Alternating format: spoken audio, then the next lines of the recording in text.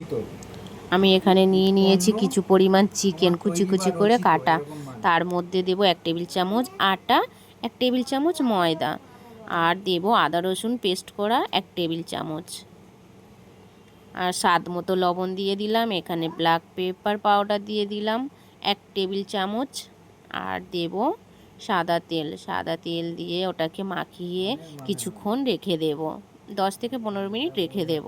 তারপর প্যানের মধ্যে সাদা তেল দিয়ে এই চিকেনগুলো ভালো করে ভেজে নেব, আমি ফ্রাই করে নেব। তারপর ওই তেলের মধ্যে চিলি সস আর টমেটো সস দিয়ে একটু নাড়িয়ে চড়িয়ে ওর মধ্যে চিকেন দিয়ে দেব, দিয়ে 2 মিনিট 3 মিনিট নেড়ে আমি ওটাকে তুলে নেব। তারপরে পরিবেশন করব। ওটা খাওয়ার জন্য খুব সুন্দর টেস্টি হয়, একদম রেস্টুরেন্টের মতো। বাড়িতে এইভাবে বানিয়ে খেয়ে দেখবেন, খুবই মজার একটা রেসিপি দিলাম।